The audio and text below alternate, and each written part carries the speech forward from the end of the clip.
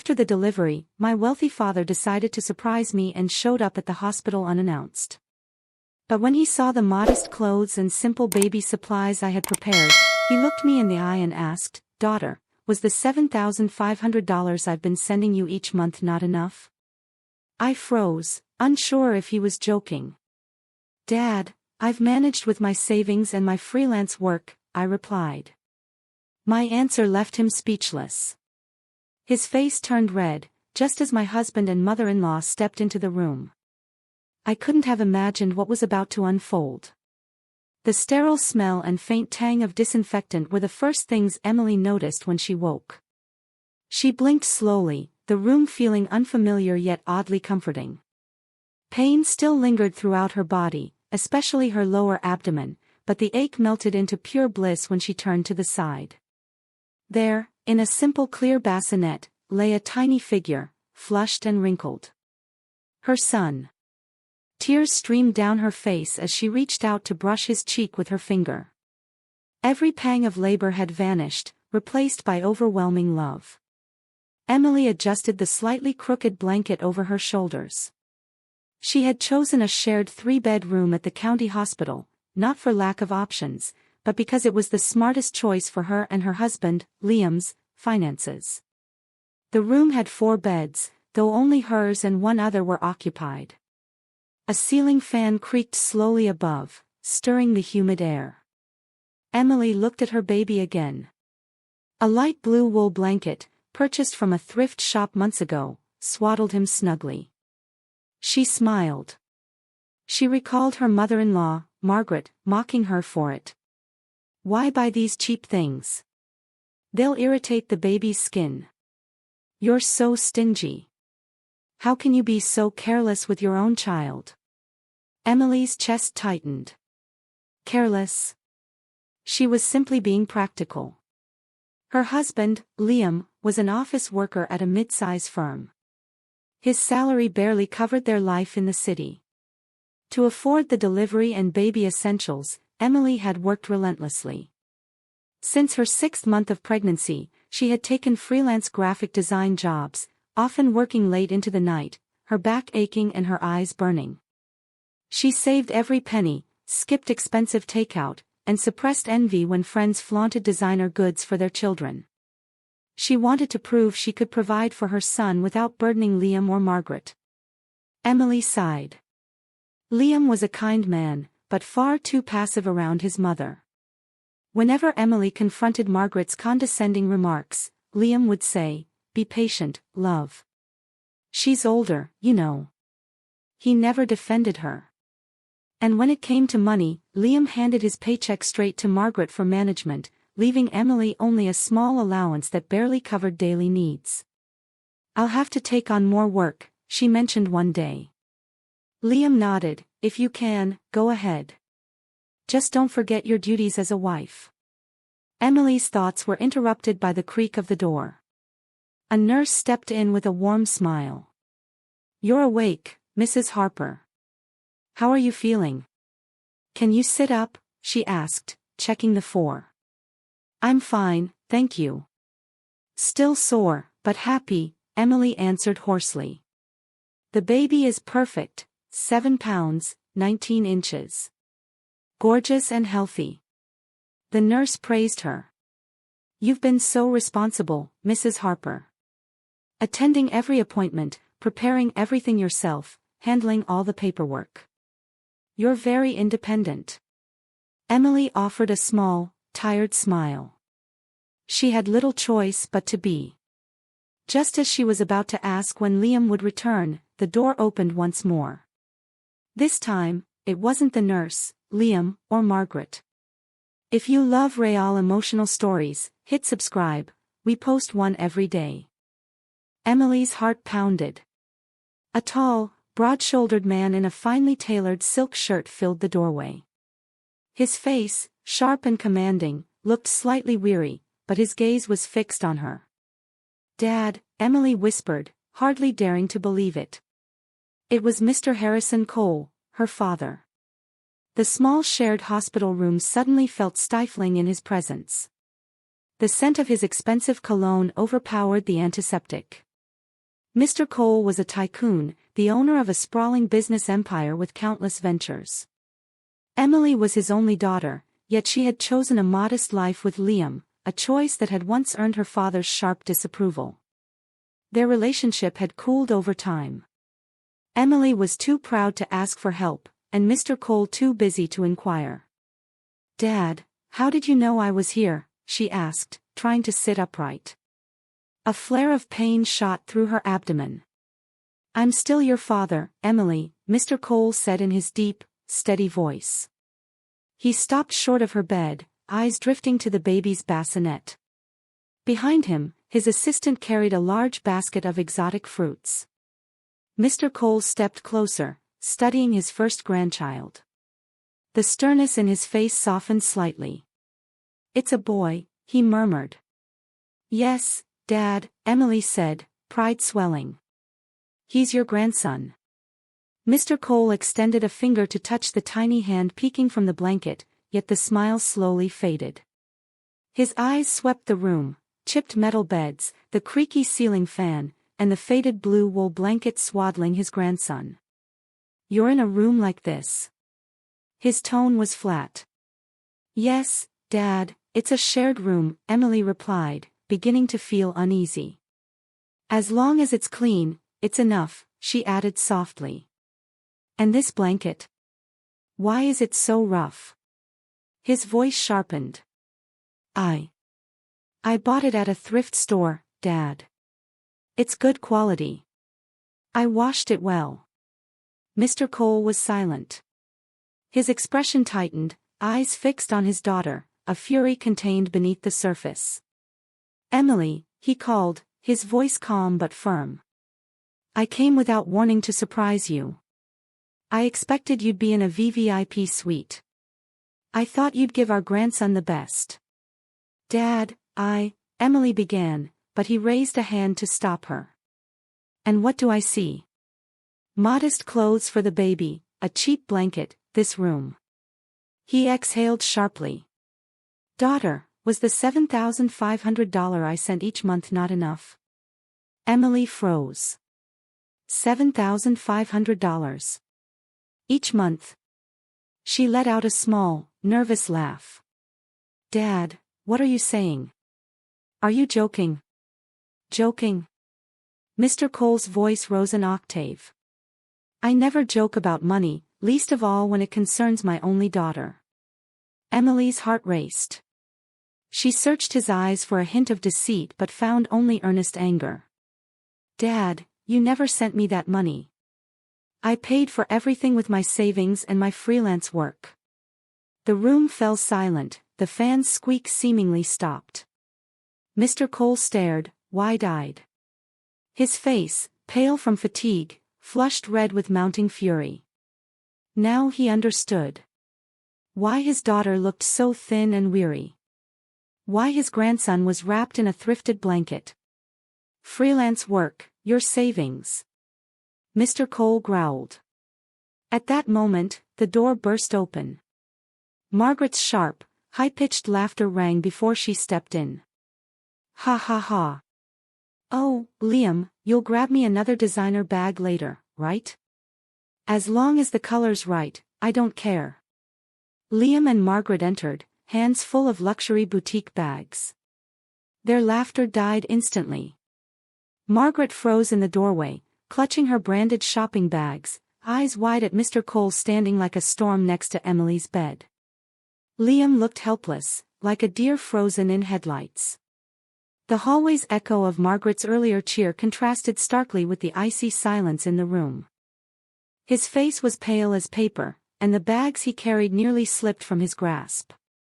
Emily glanced at the bags, then at the items inside. A red leather handbag, clearly worth thousands, peeked out from one of the packages Margaret held, and Emily's eyes drifted back to her baby's modest blue blanket. A sharp, painful throb ran through her head. Mr. Cole didn't move a muscle. He simply fixed them with a gaze so intense it seemed capable of stripping them bare. The anger radiating from him felt like a suffocating heat filling the tiny room. Margaret was the first to break the silence, instinctively trying to regain control. She quickly dropped the bags just outside the doorway and forced a smile that was all grimace. "Well, Mr. Cole, what a surprise. You're here already. You could have given us a heads up." "Oh, finally, you've come to see your grandson," she added, her voice as saccharine as she could make it, pretending nothing was wrong. Liam stammered, "Yes, Dad, excuse us, we just stepped out for a quick bite." He awkwardly tried to hide the bags behind his back, a gesture that looked both futile and ridiculous. Mr. Cole ignored their greetings. His gaze stayed locked on Liam and Margaret. "A quick bite, huh?" he sneered. "From what I can see, it seems you dined at a luxury boutique," he added. Margaret immediately felt cornered but tried to cover it. "Oh no, that's not it. We were running an errand for a friend. On our way to the hospital cafeteria," she lied. "Sir. Dad, what's going on?" Emily whispered, still dizzy and confused. "What is all this, Dad?" she asked. Mr. Cole didn't answer her. He stepped forward, his commanding presence forcing Liam and Margaret to recoil instinctively. "I will ask you one more time," Mr. Cole said in a low, dangerous tone. "Liam, Mrs. Margaret, where is the $7,500 a month I gave you for my daughter?" Emily didn't laugh this time.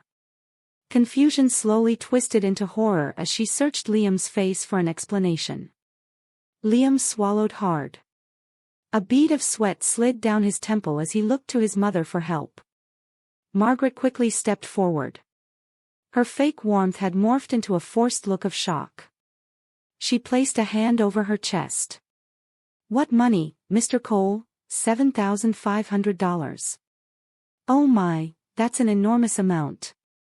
We have no idea what you mean. Actually, sir, we've been struggling." "Struggling?" Mr. Cole repeated, his voice hard. "Yes, sir," Margaret added, her tone now accusatory.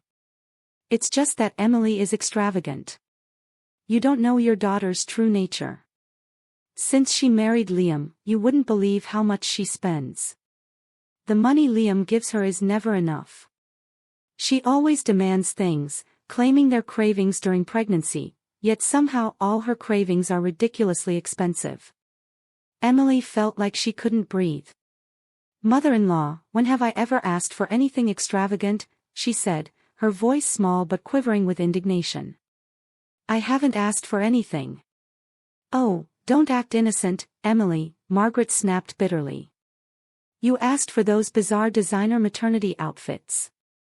You demanded food from pricey restaurants.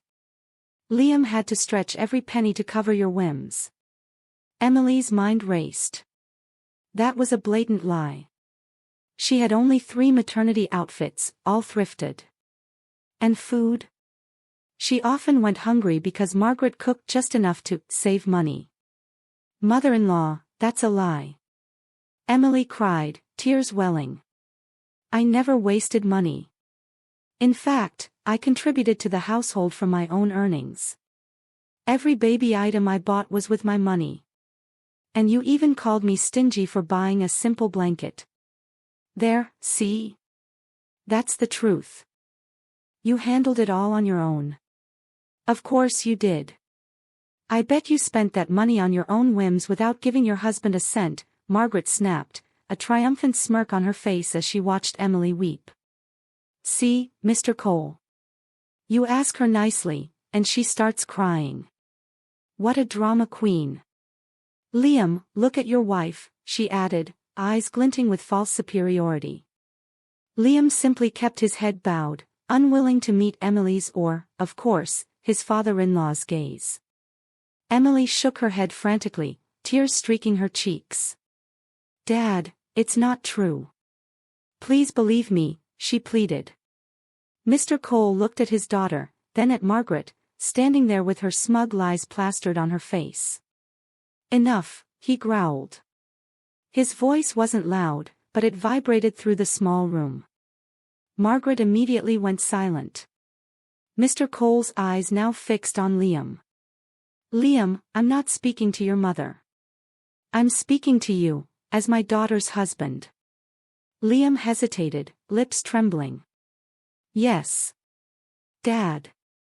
For 3 years, on the first day of every month, I transferred $7,500 into your account. I sent it to you intentionally, not to Emily, because I trusted you, as the head of your household, to manage it for her happiness. Emily felt as though her heart had been crushed. $7,500, each month, for 3 years. The sum made her dizzy.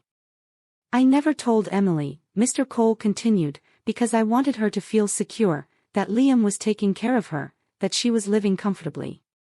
And what do I see now? He gestured to the baby's blanket. My daughter delivers in a shared room, and her newborn is wrapped in a thrifted rag. Meanwhile, he pointed to the shopping bags by the door. You have just returned from indulging yourselves. Dad, it's a misunderstanding, Liam stammered. That money you used for, Mr. Cole pressed. For household expenses, Dad. The mortgage, the car payments, Liam mumbled. The house. Mr. Cole laughed bitterly. The house isn't even in your mother's name. And the car. Since when can an ordinary office worker like you afford a luxury vehicle on installments? Margaret realized the conversation was turning dangerous. Well, it's our money too, she interjected. Liam earns it, we can use it. It's normal for him to take care of the family, and me. So, Mr. Cole said sharply, you took money meant for my daughter and used it for your own benefit, while my pregnant daughter worked late nights. Is that right, Liam? She wanted to work, Liam tried to excuse himself. She said she was bored at home. Bored? Emily whispered, her voice breaking. My heart ached, Emily said, tears falling freely. I worked because the money you sent, Dad, was never enough. I worked because your mother wouldn't even give me money for vitamins. Tension gripped the room again. Mr. Cole's eyes bore into his son-in-law with deadly intensity. No more excuses, Liam. He pulled his phone from his suit pocket. Show me your bank statements, right now. Liam froze. Dad, please, not here. The shame, he whispered. Shame. Mr. Cole's voice thundered. After deceiving my daughter for 3 years, you lecture me about shame? Show me. Now. My phone has poor reception in the hospital, Dad, Liam muttered, a pitiful lie. He could barely hold the phone steady. Stop making excuses. Or do you want to flaunt my money in our faces? Margaret suddenly yelled. Do you think just because you have wealth you can insult us? Liam earns too. We don't need your money. If you didn't need it, why did you spend it? Mr. Cole shot back. Margaret went silent, her face flushed with anger and humiliation. Mr. Cole remained unmoved. He turned back to Liam. I'm going to count to 3. 1, 2, Liam trembled. He glanced at his mother, then at Emily, who was sobbing uncontrollably in bed. He was trapped. Dad, please. I don't need to see the statements, he whispered. Mr. Cole cut him off coldly. He dialed a number on his phone. Hello? Send me a full record of all monthly transfers to the account in Liam's name for the last 3 years, and a detailed trace of every expense from that account. Right now. He hung up and fixed Liam and Margaret with a piercing gaze. Do you take me for a fool? I have monitored every penny that flowed through that account. I just wanted to hear you admit it yourselves. But you chose to lie. Liam and Margaret sank onto the hard waiting room chairs, defeated. The silence in the room grew thick, heavier than the stale hospital air. The ceiling fan squeaked overhead, but the only sound Emily heard was her own heartbeat pounding in her ears. $144,000. The number spun in her mind like a carousel. $7,500 every month for 3 years. Emily looked from her father to Liam, head bowed, then to Margaret, pale as the walls. She tried to process the information, to reconcile it with her past 3 years of struggle, of sacrifice, of guilt for never having enough, of feeling like a burden. Suddenly, memories surfaced, now tinged with new and painful clarity. She remembered being 4 months pregnant. It wasn't a luxury craving, she had just wanted some high-quality mangoes, slightly more expensive but perfectly ripe. She had asked Liam for them. As always, he passed the request to Margaret. Why buy something so pricey? There are perfectly fine ones at the market. Don't be spoiled, Margaret had said. The next day, she brought mangoes, overripe and almost rotten at a clearance price. Eat these. Mangoes are mangoes, her mother-in-law had said. Emily had cried quietly in the bathroom as she forced down the sour, fibrous fruit, trying not to vomit. And now she realized, the $10 mangoes she had requested were nothing compared to the $4,000 deposited into Liam's account that very day. She remembered being 7 months along, her belly heavy and back aching, yet forcing herself to work on design projects to meet deadlines. She sat at the narrow dining table until 3 in the morning, the baby kicking constantly as if protesting. Liam had left the room, not to comfort her, but to get a glass of water. Seeing her exhausted, dark circles under her eyes, he said, "Don't forget to get up early tomorrow. Make breakfast for Mom before I go to work." "Nada, rest up." "Nada, let me help you," she thought bitterly. Liam let his pregnant wife work herself to exhaustion, while enough money sat idle in his account to hire a dozen assistants. She remembered her doctor visits.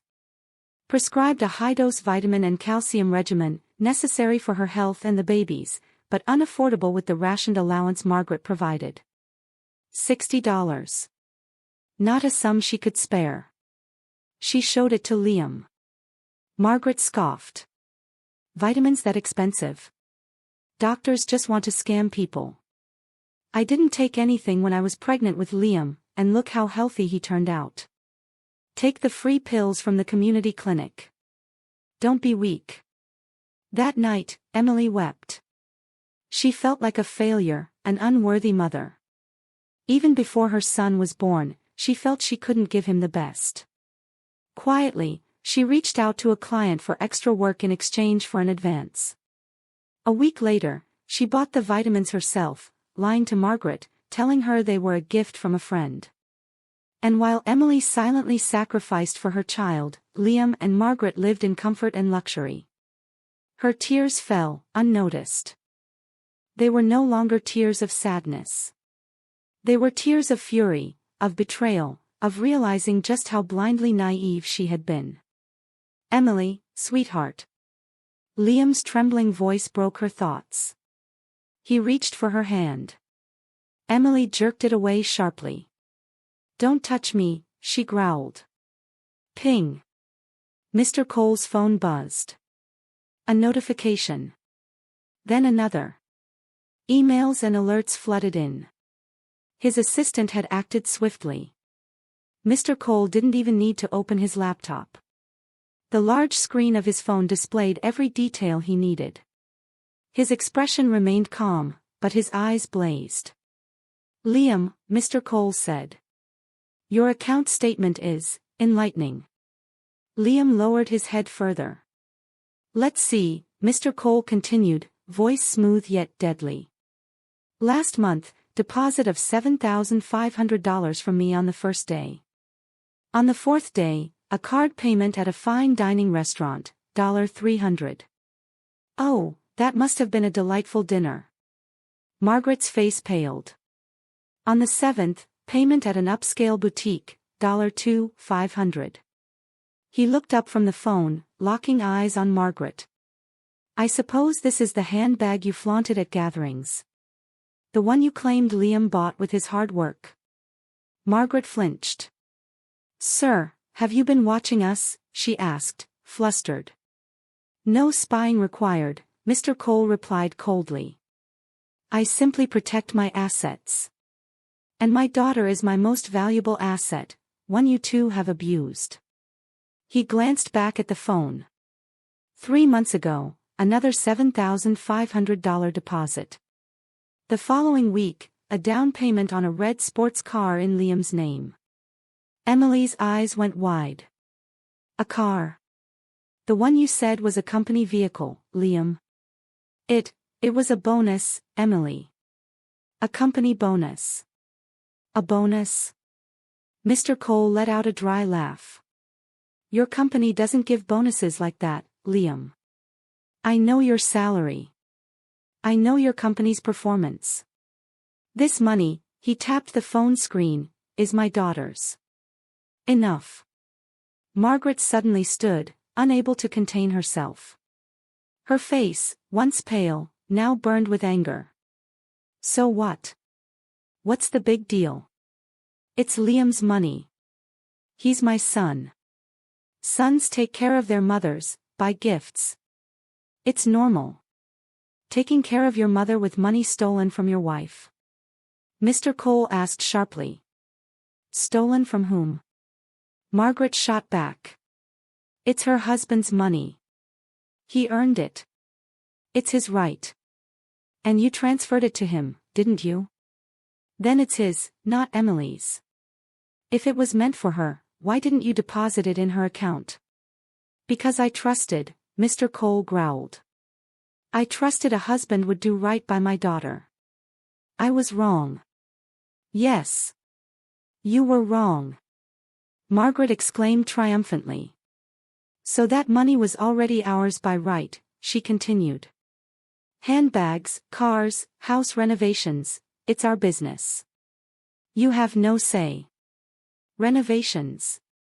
Emily remembered. 2 months ago, their home had been entirely redone. The kitchen expanded, a new air conditioner installed, and Margaret's room had a private bathroom. Emily had spent a month sleeping in the narrow living room, while Margaret claimed she'd won the money in a lottery. Emily's heart broke. She turned to Liam. Liam, is what your mother is saying true? You thought it was your right?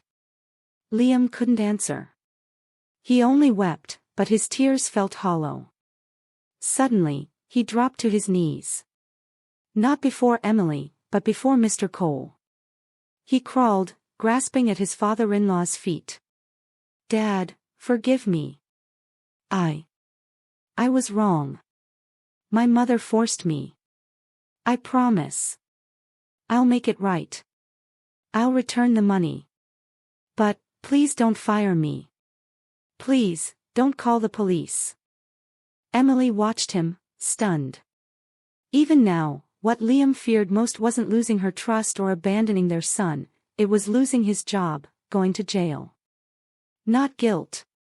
Not remorse. Ping. Mr. Cole's phone buzzed again. It was a message from his assistant. He read it, and his expression darkened further. He looked down at Liam, still kneeling. Stand up, he ordered. Liam froze. I said stand up. Mr. Cole shouted. Startled, Liam scrambled to his feet, trembling. Mr. Cole's eyes bore into him. My assistant just sent the asset tracking report.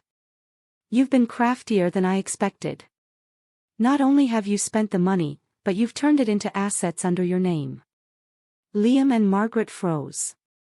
The red sports car is fully paid, and in your name, Liam. And the house you live in, Mr. Cole continued, looking at Margaret. The mortgage was secured by the bank, and you used my money to settle the renovation loan. You didn't just steal, it was laundering. He turned away from them, his gaze landing on Emily, sitting quietly on the bed, eyes dry. Emily, he said softly. I'll ask you once more. After everything you've heard, after everything you now know, do you want to continue with this man? With this marriage? His question hung in the air. The shared hospital room felt like a tomb, every eye fixed on Emily. Liam looked at her with a pitiful, sweat-soaked expression. Margaret's glare was sharp and full of malice.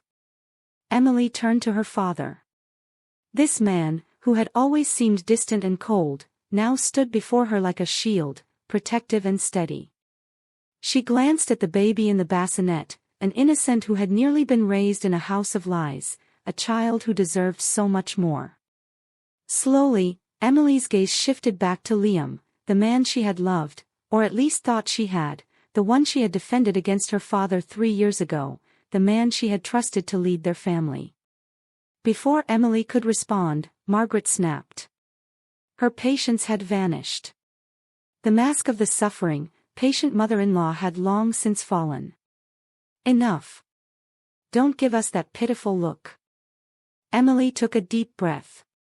Her heart pounded, but for the first time in 3 years, clarity and strength filled her chest. She looked at Liam, at Margaret, and then at her father. No, she said firmly. Her voice trembled slightly but carried determination. I cannot continue like this. I cannot stay married to someone who betrayed me, who let me suffer while living a life of lies and luxury at my child's expense. Liam's face turned pale. Emily, he began, but she held up a hand. Save it. I tried to trust you. I defended you to my father, to everyone. But trust isn't blind. Love isn't submission. I worked, I sacrificed, I gave everything I had for our child, and you, while you let your mother manipulate everything and kept me in the dark. Enough is enough. Margaret shrieked, anger and disbelief contorting her face. How dare you? This is outrageous. You ungrateful. Emily didn't flinch. She turned her attention to the bassinet. Her son's tiny fingers curled around hers instinctively as she picked him up. His warmth gave her courage. She kissed his forehead softly. I will raise him with love and honesty. He will never grow up thinking deceit and greed are acceptable. And I will do it without you, she said, her voice steady. Mr. Cole stepped forward. Emily, I'm proud of you. You've been strong all along. You trusted yourself, even when they tried to control you. Now, you can protect your son and yourself. They can face the consequences of their choices. Liam sank into a chair, tears streaming down his face. Please. I can change, Emily. I can fix this. You already had your chance, Emily said softly. And you chose not to. Margaret tried one last time, her voice shrill. You'll regret this. You'll be alone, struggling. Emily looked down at her son, then back at Margaret. I'll never regret giving him the life he deserves. Mr. Cole nodded at Emily. Let's go home, Emily. Let's start fresh, on your terms. For the first time since her son's birth, Emily smiled with relief. She packed the essentials, leaving behind the house of lies and greed. Liam remained silent, defeated. Margaret's threats echoed in the background, but Emily didn't look back. She held her son close, stepping into a future she would build herself, a future of honesty, love, and true freedom. Outside the hospital, the sun had risen. Its golden light reflected off the windows, a promise of new beginnings. Emily exhaled deeply, feeling the weight of the past lift. She had endured, survived, and now she would thrive, not for anyone else, but for her and her son. Her phone buzzed. A message from her first freelance client, we're ready for the next project. You've got this. Emily smiled wider. Yes, she whispered. We've got this. The road ahead was uncertain, but for the first time, she knew it was hers to walk. With her son in her arms and the lessons of the past etched in her heart, Emily was free.